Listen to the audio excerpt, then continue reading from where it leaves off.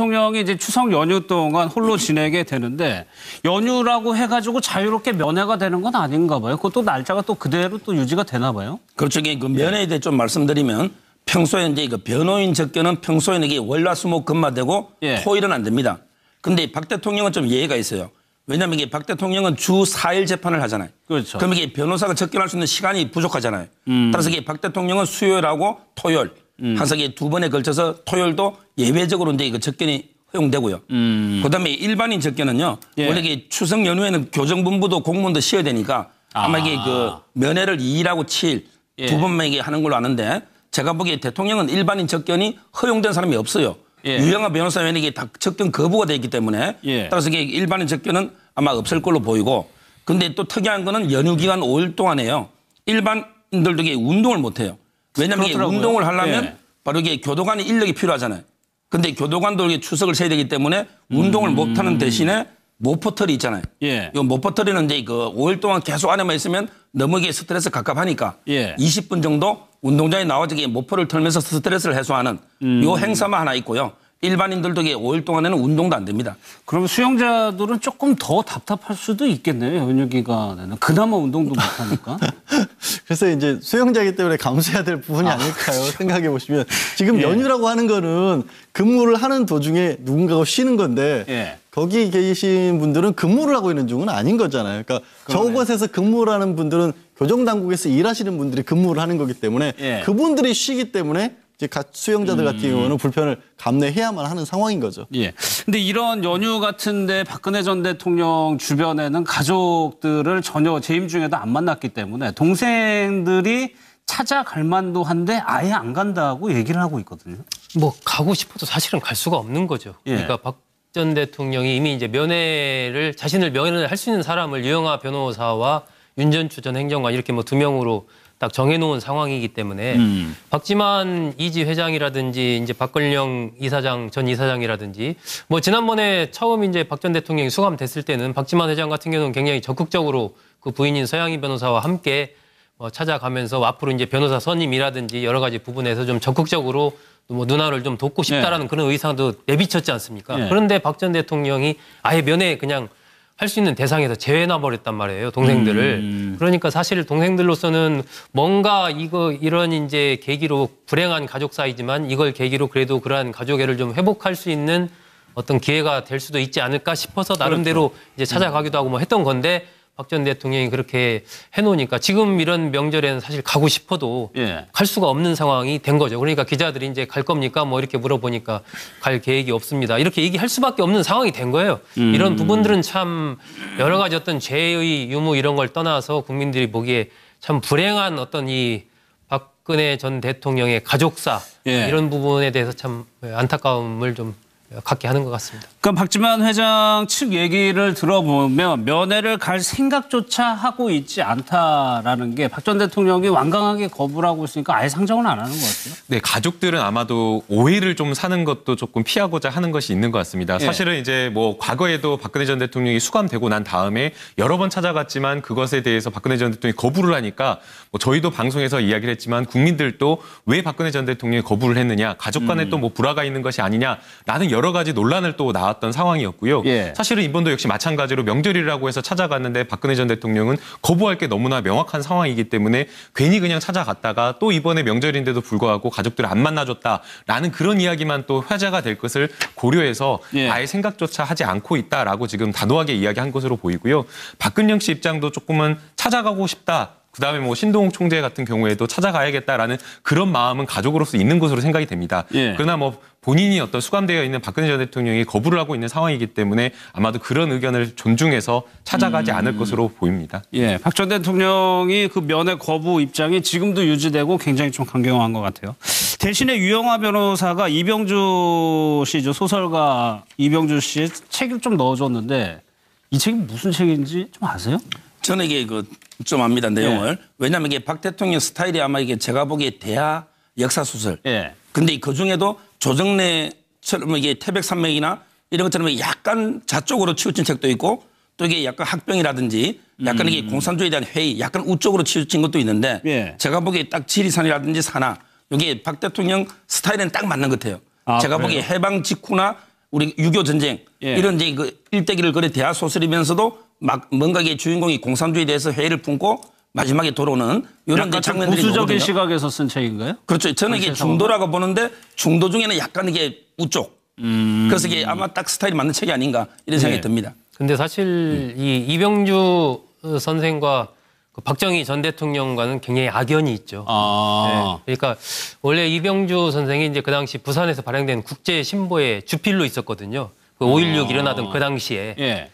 그러면서 이미 5.16을 박정희 전 대통령이 일으키기 훨씬 전에 이병주 선생과 박정희 당시 소장, 부산의 군수기지 사령관으로 있었지 않습니까? 소장 시절에 이미 인연이 있었던 거예요. 국제신보 주필 중에 이제 그 황용주 씨라고 그 박정희 전 대통령의 형이죠. 예. 형과 굉장히 사상적인 깊은 영향을 줬다라는 나중에 이제 북으로 넘어가게 되는 황용주라는 사람이 있었는데 그 사람을 통해서 박정희 당시 군인 소장과 이 이병주 선생이 알게 된 거죠. 5.16 전에. 그래서 평소 이렇게 막걸리도 먹고 막 이러면서 가까이 지내는 예. 그런 관계였어요. 근데 이제 이병주 선생은 5.16에 대해서 굉장히 비판적이었고 그래서 비판적인 논설을 써가지고 그걸로 이른바 그 방공법 위반해서 10년형 선고받고 한 2년 7개월 복역을 했거든요. 그리고 그 뒤에도 1984년에 그해 5월이라고 해서 유신을 굉장히 비판적으로 또 쓴 그런 소설을 또 이병주 선생이 내기도 합니다. 그러니까 그런 걸로 본다면 박근혜 전 대통령이 이번에 읽는 지리산과 산하 각각 이제 7권씩으로 돼 있는 굉장히 긴 대하 소설인데 예. 아버지와 이병주 선생의 그런 악연 예. 이런 것들을 알고 있는지 뭐 그건 좀 궁금하긴 합니다. 어쨌든 그러저러한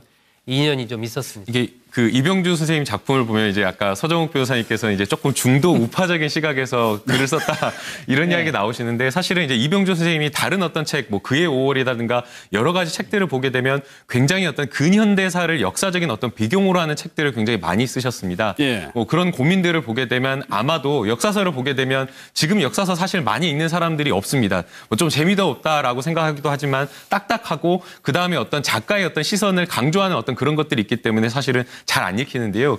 사실은 이병주 선생이 이렇게 역사적인 어떤 배경으로를 통해서 뭔가 소설을 많이 썼던 이유는 예. 국민들에게 어떤 역사적 소설을 통해서 역사적인 어떤 해법이나 이런 것들을 찾자라는 어떤 그런 어떤 철학, 확고한 철학이 있었던 것으로 보이고요. 예. 소설 내용들을 보게 되면 작가가 가지고 있는 시각을 읽는 사람들에게 독자들에게 절대 강요하지 않고요.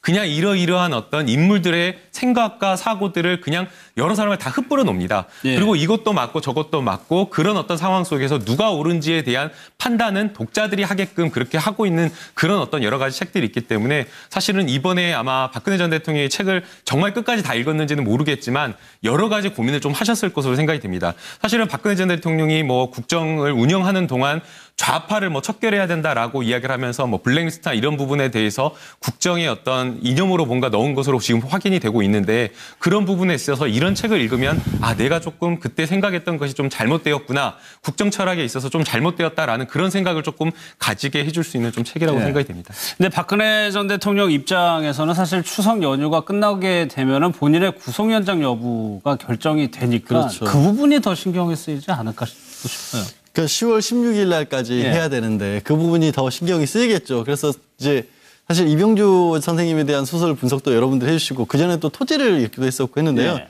제가 봤을 때는 그냥 요즘 흔하지 않은 길게 오래 읽을 수 있는 장편 소설들인 것 같아요. 특별히 색깔도 안 드러나고 있고 그럴 수밖에 없는 게 주로 많이들 그렇게들 봅니다. 그러니까 90소에 오랜 시간을 가진 사람들이 뭐 성경책을 보는 사람들도 있고 네. 소설 같은 경우에는 정말 그 밖에서는 요즘은 사람들이 할 게 많지만 그 90소에는 할 게 없으니까 그렇겠죠. 그렇게 긴 소설들 많이 읽는데 예. 말씀하신 것처럼 문제는 구속이 과연 연장이 되느냐 마느냐죠. 검찰이 그렇죠. 이미 이제 예. 별도의 건으로 해서 구속을 신청을 했고 이에 반대로 해서 박 전 대통령도 이미 뇌물죄용안에서 심리가 다 됐는데 지금 SK 롯데 가지고 추가 기소하는 거 아니냐. 그러니까 이건 있을 수 없는 일이다라는 반박을 하고 있고 예. 거기에 또 저는 좀 뜻밖에도 최순실 씨 변호인단까지 그러게요. 같이 의견서를 냈어요. 이거는 사실은 물론 저희가 이제 법정에 내는 것들이 법원에 제출하는 것들이 법적으로 의무적으로 내야 되는 공식적인 서류들도 있고 예. 어떨 때는 이게 꼭 공식적으로 꼭 들어가야 되는가? 이 제목 자체가 의견서잖아요. 예. 그러니까 자신의 의뢰인도 아닌 피고인의 구속 여부에 관해서 제출한다는 게 굉장히 이례적인 거거든요. 그러니까 낼 수는 있는데 잘 안 낸다는 거죠. 의견서니까 낼 수는 있는데 뭐 법원에 큰 의미를 준다기보다는 어떻게 보면 정치적인 목소리가 더 아닌가 싶기도 하고 그 실제 어떻게 보면 불구속 상태에서 재판을 받는 게 박 전 대통령이나 주변 사람들 입장에서는 또 꼭 필요한 부분이기도 해요. 정치적으로 봤었을 때도 뭐 친박 인사들 같은 경우에는 내년 지방선거 영향 같은 걸 고려를 해서라도 재판이 좀 길어져서 선거 전에 차라리 일찍 나오면 모를까 갑자기 선거 앞두고 뭐 1, 2개월 전에 결과가 나온다든가 이러면 굉장히 자신들에게 또 불리하게 될 수도 있다. 그런 판단을 할 수도 있기 때문에 그런 어떤 정치적인 어떤 생각에서 저런 일들이 연장선상에서 이루어지는 것 같아요.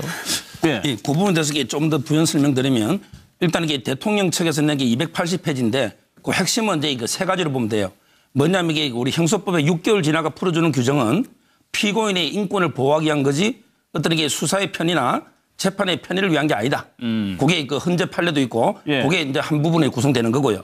그다음에 SK나 롯데는 이미 심리가 다 끝났는데 그걸 가지고 연장하는 게 말이 되느냐. 이런 부분.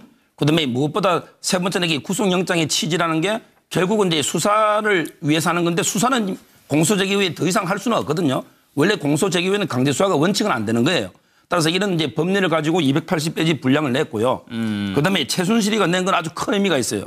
왜냐하면 이게 최순실도 5월 19일 날 영장이 만료가 돼가 6개월 연장이 돼서 11월 19일 되면 이게 최순실도 6개월이 끝납니다. 11월 19일? 예, 11월.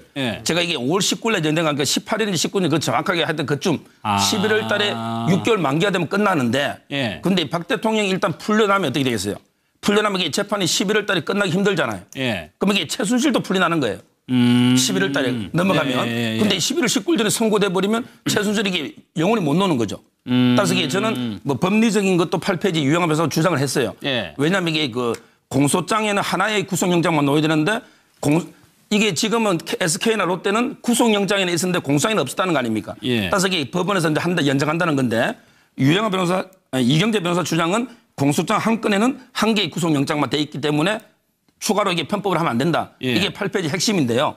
제가 보기에 결국은 최순실도 11월 달에 나와서 바로 이게 불구속 재판을 받게 한 생각이 아닌가 이래 보입니다. 그러니까 최순실 씨도 본인하고 관계가 되니까 그렇죠. 11월 19일 날 만기되니까. 그럼 한 번 연장이 됐잖아요. 최순실 씨 같은 경우 두 번도 연장이 문제는 연장할 방법이 없는 거죠. 바로 이게 다 이미 되기 때문에 그럼 풀어줘야 됩니다. 그 전에 선고를 하든지 그렇게 돼야 되겠죠. 알겠습니다. 최순실 씨 얘기 나온 김에 정유라 양이 처음에 한국에 들어와서 엄마 면회 가는 모습을 보여주긴 했는데 그럼 이번에는 갈까? 안 간다는 얘기거든요, 또?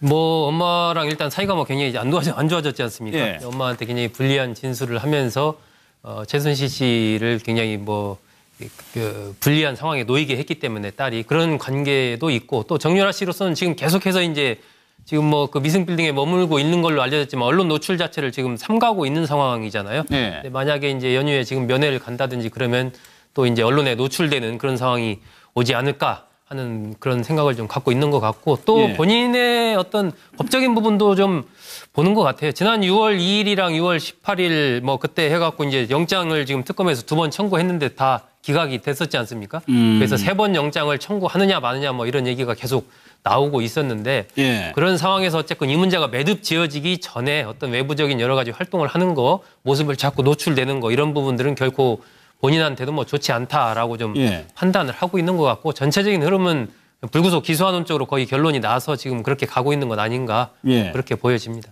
지금 정유라 씨가 어떻게 지낸가를 주변에서 나오는 얘기를 들어보면 오히려 최순득 씨가 걱정할 정도로 연락이 한 번도 없이 혼자만 좀 지내는 것 같아요. 그 누구에게 가족에게는 적어도 연락을 할 만한 사람이 없는 상황이라고 봐야겠죠. 왜냐하면 장시호 씨와도 실제로 이제 이게 묘해져 버린 게 본인은 장시호 씨에 대해서 굉장히 이제 외국에 머무르는 동안에 비판적인 얘기를 했었잖아요. 박 전 대통령 지지자들 볼 낯이 없다라고 얘기를 했을 정도로까지 비판을 하다가 정작 자신도 뭐 삼성 이재용 삼성 부회장에 대해서 결정적인 증언을 해버렸지 않습니까? 그럼 결국에는 본인도 지금 사실 특검에 손을 들어준 거나 마찬가지 상황을 만들어내버렸고 뭐 자기들끼리 서로 얘기하는 걸로 언론을 향했었지만 원래부터 그렇게 좀 대면대면한 사이였다는 얘기를 하고 있기도 하고 그러다 보니까 여러 가지 측면에서 많이 부담스러울 수밖에 없을 것 같아요. 근데 참 묘하게 정유라 씨 같은 경우에도 좀 묘하다는 게 최순실 씨도 그렇게 정유라 씨가 불리한 증언하는 바람에 자기도 불리하게 됐지만 여전히 이화여대 학사 비리와 관련된 재판을 받는 도중에서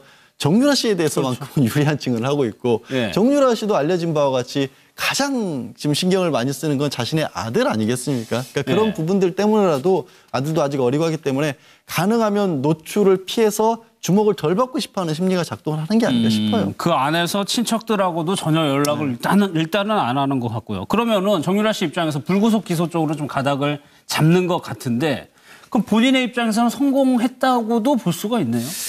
그렇다라고 봐야 될 것 같습니다. 사실은 이제 특검에서 한 차례, 두 차례 뭐 업무방해와 관련해서 뭐 구속영장을 청구를 했고 또 거기에 더해서 뭐 자금 세탁이라든가 이러한 관련된 구속영장을 청구했는데도 불구하고 영장이 발부가 안 됐다라고 하는 것은 정유라 씨가 공범이라고 하는 부분에 있어서 충분한 어떤 증거로 소명이 안 되었다라는 것이거든요. 사실은 이 부분에 대한 어떤 소명의 정도를 보게 되면 재판에서의 어떤 유죄 입증의 정도보다 훨씬 낮은 정도라고 평가를 해야 될 것인데 그것조차 되지가 않았다라고 지금 보이고 있기 때문에 사실상 어떻게 보면 정유라 씨 입장에서는 아직 뭐 유죄냐 무죄냐 재판까지는 가봐야지 알겠지만 그래도 적어도 구속영장과 관련된 부분은 충분하게 방어를 했다라고 지금 봐야 되는 것이고요. 그 부분에 있어서 정유라 씨가 굉장히 잘한 부분도 있다라고 보입니다. 법정에서 어떤 진술이나 이런 것을 보게 되면 이재용 씨 재판에서 정유라 씨가 굉장히 뭔가 엄마인 최순실 씨에 대해서도 불리한 어떤 진술을 했었고요. 그 부분에 있어서는 뭐 승마와 관련된 본인이 지원받은 승마와 관련된 그 성격이 뇌물의 성격이 있다라는 어떤 그런 관련된 진술을 굉장히 거침없이 쏟아냈다라는 점에 있어서 사실은 본인의 어떤 진술이나 이런 것을 숨김없이 법정에서 이야기를 했고 향후에도 어떤 수사라든가 법정에서 재판을 임하는 태도가 굉장히 거침없을 것이라는 어떤 그런 것을 보였기 때문에 아마 검찰에서도 이런 부분들을 고려해서 굳이 어떤 증거인멸이나 도주의 우려가 높다라고 조금 평가를 하지 않는 것으로 보입니다. 제가 보기에 저는 정유라에 대해서 이게 특검이나 검찰이 아주 잘못하고 있다 봐요. 검찰이 잘못하고 있다? 왜냐하면 이게 우병우 수석 2번 영장 기각됐을 때 바로 이게 그냥 불구속 기소했잖아요. 이영선 행정관도 영장 기각될 때 바로 기소했잖아요. 그럼 이게 정유라도 2번 기각되면 이게 바로 기소해야 됩니다. 이렇게 오랫동안 들고 있을 이유가 없어요. 그러니까 이게 불필요한 오해를 사는 게요. 한 손에는 이게 영장을 만지작 하면서 다른 쪽에는 이게 정언을 강요하는 거예요. 만약에 정유라 씨가 불구속으로 이미 기소돼 버리가 검찰 손을 떠났다면 이분이 이게 정언으로 넣어가지고 정언한다는 보장이 없잖아요. 그러니까 구속영장이라는 카드를 검찰이 주고 저는 이게 한 손에 쥐고 있으면서 법원에서 어떤 얘기를 하는지 본다. 그렇죠. 말씀이시죠? 아니면 이게 또 정언을 사실상 강요할 수도 있고요. 뭐 위증까지 아니더라도 정언 거부한 사람 많거든요. 그럼 이게 정유라도 이미 불구속 기소로 끝나버렸으면 사건이 굳이 나와서 어머니한테 이게 불리한 정언을 안 해도 되잖아요. 그래서 저는 이게 보쌈 정언까지는 아니더라도 심리적으로 이게 정유라가 상당히 압박을 받는 건 사실이고 그래서 이게 검찰하고 지금은 협조가 되는 제2의 장시호 역할을 하고 있는 이런 상황이 돼버렸거든요. 따라서 이게 저는 법리적으로 보면 이게 영장 기각되고 수사할 내용이 없으면 바로 기소를 하던 게 맞지 이렇게 몇 달 동안 계속 들고 있으면서 하는 게 맞나 이런 게 의문은 듭니다. 사실 그 뭐 서정욱 변호사님 말씀이 원칙대로 보면 맞다라고 생각이 되고요. 실제로 그런 측면이 있다라고 보입니다. 그래서 이재용 재판에서 변호인단에서 이 정유라 씨가 나와서 법정에서 나와서 한 진술 자체가 임의성이 있는지 여부를 믿기 어렵다라는 그런 어떤 변론을 했고 나중에도 어떤 그런 의견서를 제출한 것을 보면 그런 것을 어떤 의혹이나 이런 것을 외견상 봤을 때는 조금 문제가 있다라고 볼 수가 있는데요. 그러나 이제 문제는 이제 법정에서 정유라 씨가 실제 어떻게 진술을 했고 어떤 태도로 임했는가를 보게 되면 오히려 검찰이나 특검과 굉장히 긴밀하게 연락을 주고받았고 본인의 어떤 변호인과는 연락을 두절을 해버렸습니다. 그렇다라고 한다면 변호인의 어떤 조력을 받을 수 있는 상황에서 이 법정에서 본인이 어떤 진술을 해야겠다라는 의지가 굉장히 강하게 작용했다라고 평가를 해야 될 것이고요. 그다음에 이렇게 이재용 그 재판에서 변호인단이 그 정유라 씨의 어떤 진술의 임의성을 굉장히 강하게 항의를 하니까 재판부가 진술을 하기에 앞서서 질문을 했습니다. 정유라 씨에게 왜 법정에 나와서 이렇게 진술을 하게 됐냐. 그것에 대해서 정유라 씨가 이거 진술을 해야 된다라고 생각을 해서 진술을 했다라고 이야기를 하고 출석을 해서 소환을 해서 나온 거니까 나는 솔직하게 말을 하려고 한 거다라고 이야기를 한 부분이 있기 때문에 저는 이 부분에 있어서 조금은 오해를 살 소지는 있지만 정유라 씨의 어떤 법정 태도나 이런 것을 봤을 때에는 문제는 없을 거라고 알겠습니다. 봅니다. 두 번째 구속영장이 기각된 때를 보니까 6월 18일이니까 굉장히 오랫동안 지금 검찰이 쥐고 있는 거는 사실인 것 같습니다. 이례적인 부분은 맞고요. 사실 이런 부분들이 이제 괜한 저도 이제 오해를 살 필요는 없거든요. 그래서 빨리 검찰이 결정을 좀 내려서 빨리빨리 진행하는 게 맞지 않나 싶습니다. 그러는 와중에 박근혜 전 대통령의 탄핵 심판 변론을 맡은 변호사가 횡령 혐의로 벌금형을 받았다는 기사가 나왔었는데 이 내용은 서정욱 변호사님이 잘 아신다면서요? 그 변호사를 개인적으로 잘 알고요. 예. 저도 좀 해명을 드려보려고 조금 전에 통화도 했었고요. 예. 아마 제가 보기에 상당히 억울해하고 또 이게 현재 항소를 해놓은 상태이기 때문에 어떤 부분이 좀 제가 보기에 일방적으로 착오로 330을 착오로 온 걸 무조건 이게 반환 안 해줘가지고 횡령은 아닌 거고 뭔가 이제 그분이 법인의 대표인데 예. 소속된 변호사님이 아마 이게 항소심 도중에 다른 로펌으로 다른 로펌으로 이적을 한 것 같아요. 그러면 이적을 하면서 이제 들어온 돈이 예를 들어 660이면 뭐 5대5로 나눈다든지 이런 식으로 이제 배분의 약정이 있을 텐데. 법인하고 개인 변호사하고 수행하는 변호사하고. 근데 아마 이게 항소심 도중에 이적해버리면 법인 몫은 그대로 받을 수 있는 거잖아요. 그건 이게 횡령이 아니고 왜 원래 법인 몫이고 이적하면 이게 나머지는 50%만 가져가면 되니까 그런 뜻에서 이게 상당히 좀 억울해하는 것 같고요. 지금 이게 제가 본 신문에는 결론만 횡령이 됐다. 그리고 단순하게 그냥 착오로 기존 법무부로 송금했는데 반환을 안 해줬기 때문에 횡령이다. 이 부분밖에 안 나와 있거든요. 따라서 이게 팩트는 좀 더 그분한테 반론권을 들어본 다음에 결론을 내리되고요. 또 이게 제가 보기에는 2014년, 15년 사건이거든요. 물론 이제 그분이 나중에 대통령 김평우 변호사하고 합류해서 변호를 탄핵을 맡은 건 맞지만 이걸 가지고 너무 이게 대통령 탄핵 변호인 이런 식으로 이게 좀 하는 거는 연관성은 좀 떨어지는 것 같습니다. 이게 지금 아직은 항소를 한 상황이기 때문에 벌금형도 항소를 하고 그러고요. 예, 벌금형도 항소를 할 수 있죠. 왜냐하면은 이제 변호사 같은 경우에는 이게 단순하게 돈 문제가 아니라 이거를 횡령죄를 받게 되면 또 그 변협에서 징계를 또 하기 때문에 또 특히나 수임료와 관련돼서 횡령을 했다라고 하면은 정직이라든가 정직 1개월에서 3개월 정도 굉장히 중징계를 받을 수가 있기 때문에 본인의 어떤 영업과 관련된 부분이기 때문에 굉장히 신경 쓸 수밖에 없습니다. 아마 지금 이 사건 같은 경우에는 그 변호인과 그러니까 나중에 법인을 옮긴 변호인과 법인과의 어떤 갈등이 또 있었던 것으로 보이고요. 그것 때문에 의뢰인, 그러니까 이 변호사를 보고 온 의뢰인과 법인과의 갈등 속에서 이렇게 고소가 있었던 것으로 보이는데 법원에서 이렇게 횡령이다라고 인정을 해서 200만 원을 이렇게 한 이유 자체를 조금 보게 된다라고 한다면 추측을 해보면 항소를 했을 때 실제 항소를 진행을 했는지 아마 여부를 판단을 했을 것 같습니다. 그러니까 항소장을 제출을 하고 법인에서 소속돼서 변호사가 이 사건을 항소심을 굉장히 상당 부분 정도 진행을 했다라고 한다면 법인 이름으로 위임장을 제출하고 사실은 법인 명의로 해서 굉장히 소송을 진행을 했기 때문에 법인 역할을 했다라고 평가를 했기 때문에 법인에서 이 330만 원을 돌려줄 이유가 없을 것으로 보입니다. 그러나 이제 그럼에도 불구하고 이제 의뢰인이 이렇게 330만 원을 돌려주라고 한 것은 아마도 항소심에 간 사건 초기에 그러니까 실제 본격적으로 항소심이 진행되기 전에 됐으니까 야, 이거 아직 법인에서 뭔가 한 것도 없으니까 빨리 돈을 돌려줘라. 나는 이 법인을 보고 한 것이 아니라 법인에 소속된 변호사를 보고 선임을 한 것이기 때문에 법인이 뭔가 한 것이 없으니까 돈을 돌려달라라고 하는 그런 분쟁이 있었던 것으로 보이고요. 아마 항소심에서는 법인이 그렇기 때문에 실제 법인에서 어떤 역할을 했는지 그리고 어느 단계에서 돈을 돌려달라고 했는지 여부를 조금 쟁점으로 삼아서 아마 판단을 좀 할 것으로 보입니다. 알겠습니다. 상황이기 때문에 아마도 그런 의견을 존중해서 찾아가지 않을 것으로 보입니다. 박 전 대통령이 그 면회 거부 입장이 지금도 유지되고 굉장히 좀 강경한 것 같아요. 대신에 유영하 변호사가 이병주 씨죠. 소설가 이병주 씨의 책을 좀 넣어줬는데 이 책이 무슨 책인지 좀 아세요?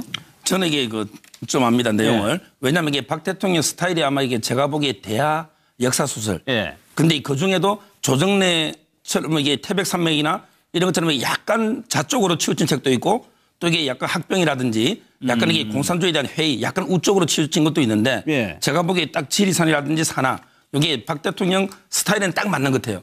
제가 보기에 해방 직후나 우리 6.25 전쟁 이런 이제 일대기를 그린 대하 소설이면서도 막 뭔가 이게 주인공이 공산주의에 대해서 회의를 품고 마지막에 돌아오는 이런 장면들이 보수적인 시각에서 쓴 책인가요? 그렇죠. 저는 이게 중도라고 보는데 중도 중에는 약간 이게 우쪽. 그래서 이게 아마 딱 스타일이 맞는 책이 아닌가 이런 생각이 듭니다. 근데 사실 요 못버터리는 이제 5일 동안 계속 안에만 있으면 너무 이게 스트레스 갑갑하니까 20분 정도 운동장에 나와서 모포를 털면서 스트레스를 해소하는 요 행사만 하나 있고요. 일반인들도 5일 동안에는 운동도 안 됩니다. 그럼 수영자들은 조금 더 답답할 수도 있겠네요. 연휴 기간에는. 그나마 운동도 못하니까. 그래서 이제 수영자이기 때문에 감수해야 될 부분이 아닐까요? 생각해 보시면 지금 연휴라고 하는 거는 근무를 하는 도중에 누군가가 쉬는 건데 거기 계신 분들은 근무를 하고 있는 중은 아닌 거잖아요. 그러니까 저곳에서 근무를 하는 분들은 교정당국에서 일하시는 분들이 근무를 하는 거기 때문에 그분들이 쉬기 때문에 이제 수영자들 같은 경우는 불편을 감내해야만 하는 상황인 거죠. 예. 근데 이런 연휴 같은데 박근혜 전 대통령 주변에는 가족들을 전혀 재임 중에도 안 만났기 때문에 동생들이 찾아갈 만도 한데 아예 안 간다고 얘기를 하고 있거든요.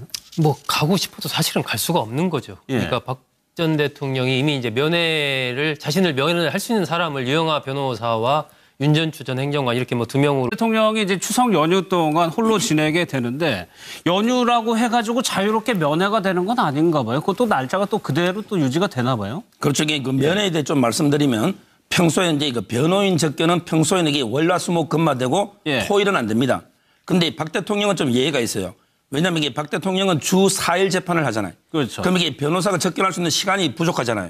따라서 이게 박 대통령은 수요일하고 토요일 항상 2번에 걸쳐서 토요일도 예외적으로 이제 이거 접견이 허용되고요.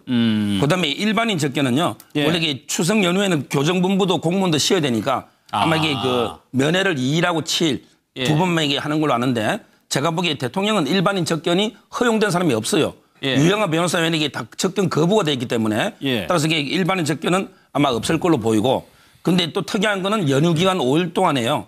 일반인들도 이게 운동을 못 해요. 왜냐하면 이게 운동을 하려면 바로 이게 교도관이 인력이 필요하잖아요. 근데 교도관도 이게 추석을 세야 되기 때문에 운동을 못 하는 대신에 모포털이 있잖아요. 딱 정해놓은 상황이기 때문에 박지만 이지 회장이라든지 이제 박걸령 이사장 전 이사장이라든지 뭐 지난번에 처음 이제 박 전 대통령이 수감됐을 때는 박지만 회장 같은 경우는 굉장히 적극적으로 그 부인인 서양희 변호사와 함께 뭐 찾아가면서 앞으로 이제 변호사 선임이라든지 여러 가지 부분에서 좀 적극적으로 뭐 누나를 좀 돕고 싶다라는 그런 의사도 내비쳤지 않습니까? 그런데 박 전 대통령이 아예 면회 그냥 할 수 있는 대상에서 제외나 버렸단 말이에요, 동생들을. 그러니까 사실 동생들로서는 뭔가 이런 이제 계기로 불행한 가족사이지만 이걸 계기로 그래도 그러한 가족애를 좀 회복할 수 있는 어떤 기회가 될 수도 있지 않을까 싶어서 나름대로 이제 찾아가기도 하고 뭐 했던 건데 박 전 대통령이 그렇게 해놓으니까 지금 이런 명절에는 사실 가고 싶어도 갈 수가 없는 상황이 된 거죠. 그러니까 기자들이 이제 갈 겁니까? 뭐 이렇게 물어보니까 갈 계획이 없습니다. 이렇게 얘기할 수밖에 없는 상황이 된 거예요. 이런 부분들은 참 여러 가지 어떤 죄의 유무 이런 걸 떠나서 국민들이 보기에 참 불행한 어떤 이